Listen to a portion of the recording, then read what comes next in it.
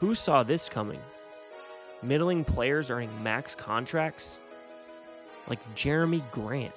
All right, breaking news. Jeremy Grant's going to get $32 million a year every year for the next 5 years. Or Desmond Bain. Desmond Bain, according to Woj, 5 years, 207, max deal. Some of these guys are earning generational wealth as the second and third best players on their own teams. On the flip side, we have guys like Kyle Kuzma, Jakob Poeltl, and Dylan Brooks getting $20 million a year. I mean, for God's sake, Jakob Poeltl. What is going on here? Is the whole world gone crazy? Am I the only one around here who gives a shit about the rules? So how are these guys getting this type of money? Let's dive in and take a look. 13 years ago, the Miami Heat formed a big three.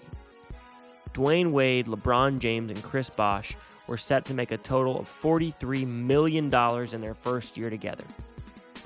We fast forward now to the summer of 2023, where Tyrese Halliburton alone is set to make $50 million a year for the next 5 years. The same goes for LaMelo Ball, Anthony Edwards, Domantas Sabonis, and Desmond Bain. Yes, that's right, Desmond freaking Bain. So what exactly happened? The NBA's collective bargaining agreement gives the wealthiest owners the ability to spend ruthlessly over the cap while the less lucrative teams are stuck behind. A 50-50 split of revenue between players and owners allows for the massive contracts to these NBA players. Let's take a look at the most active teams in free agency the past few weeks. The Lakers have clearly been one of the most active teams in free agency thus far. Not only did the Lakers re-sign Rui Hachimura to a 3-year, $51 million deal, but they were also able to keep Austin Reeves for just $14 million a year. Considering the massive deals that many players have gotten over the course of this free agency, the Lakers re-signing Rui and Austin Reeves are massive wins for that amount of money. The Lake Show also added Torian Waller-Prince, a multi-year veteran who comes over from the Minnesota Timberwolves. And last but not least, a massive pickup for the Lakers, Gabe Vincent.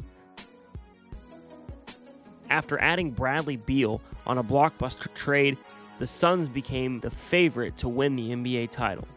If that wasn't enough, they continued to fill out their roster with some great veterans, signing Eric Gordon to the veteran minimum 2 years, $8 million, Yuta Watanabe to a 1-year minimum, and Keita Bates-Diop to a 2-year, $5 million minimum contract. The Suns no doubt made a major splash in NBA free agency in 2023 and should be the favorites to win the 2024 NBA championship because of it. Now let's look at the rest of the NBA and the major moves that have occurred in the past few weeks. One of the biggest contracts we've already mentioned was LaMelo Ball's max extension, which he signed with the Charlotte Hornets. LaMelo legitimately has the easiest job in the NBA. $200+ million with zero expectations. Man, we big chillin' around here, man. The Celtics made a big move as well, dealing Marcus Smart and adding Kristaps Porzingis.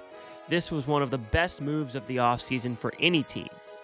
The former All-Star has averaged more than 20 points per game over the past 5 seasons. The Hawks just recently decided to extend guard DeJounte Murray, a one-time All-Star, giving him a $120 million contract. The Nets, on the other hand, extended Cam Johnson, a zero-time All-Star, a $108 million contract. There were no star acquisitions for the Cavs, but how about Max Strus, from undrafted to a $60 million contract? Unfortunately for the Mavericks, Kyrie Irving has decided to stay in Dallas. Irving will remain a Maverick after trying his best to go literally anywhere else. The Mavs were also able to add Grant Williams. You know, this guy. The gyration and the 2 in the foul. And they're having words. Look at this. Nose to nose. Yeah. Eye to eye. A few moments later. Defensive Grant Williams. Shot clock at 4. Here he accelerates and finds 2. And gave 3. Butler drives Andre Williams, and a 15-footer will tie it at 100. Williams, the defensive assignment. This is what he wants. Inside for the lead. He got it. That's what he wants. Grant Williams on him. The Rockets were one of the most active teams in the league in free agency, completely reshaping their roster. First, the Rockets signed former undrafted guard Fred VanVleet to a 3-year, $130 million deal. And if that wasn't enough of a splash, the Rockets also gave the much-maligned Dylan Brooks $20 million a year over the next 4 years to join VanVleet in H-Town. The Rockets also added Jock Landale and Jeff Green to multi-year deals.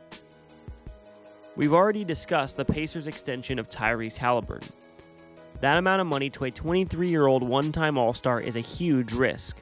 But the Pacers did make a fantastic addition, signing NBA champion Bruce Brown, who played a major role for the Nuggets in their championship run this past season.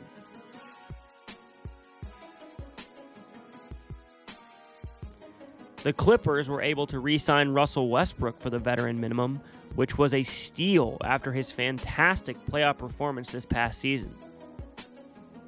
The Grizz obviously re-signed Desmond Bane to the max.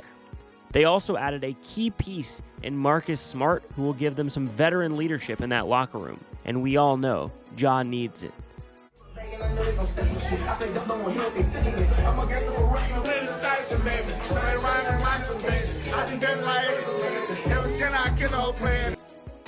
Chris Middleton re-signed with the Bucks on a big contract. The Bucks also added Robin Lopez to pair with his brother Brook. And the T-Wolves get in on the max extension game, giving Anthony Edwards that massive deal. If only they could get rid of Rudy Gobert. Being a key component for the Utah Jazz. Open blows by Rubio and explodes. Arco worth watching again. Gobert. No. After dealing Obi Toppin away, the New York Knicks got a nice pickup, adding Dante DiVincenzo to a 4-year, $50 million deal. The Kings locked up Domantas Sabonis to a max extension, cementing him as the anchor of their team for years to come. The Toronto Raptors had an eventful offseason. Not only did they fire their coach, who won the NBA title just a short 3 years ago, they also decided to give Jakob Poeltl $20 million a year for the next 4 years. It's a bold strategy, Cotton. Let's see if it pays off for them. And last but certainly not least, the Wizards. Not only did the Wizards trade their best 2 players for a total of 0 first-round draft picks, but they also acquired Jordan Poole and his $28 million salary next season, while also giving Kyle Kuzma a $100 million deal. No, God! No, God, please, no! No! No! No! Overall, this has been one of the craziest NBA off seasons in recent history, with tons of players receiving massive contracts. Who would have envisioned that in 2023, Tyrese Halliburton would be making more money in a single season than Tim Duncan and Shaq got in their highest earning year combined?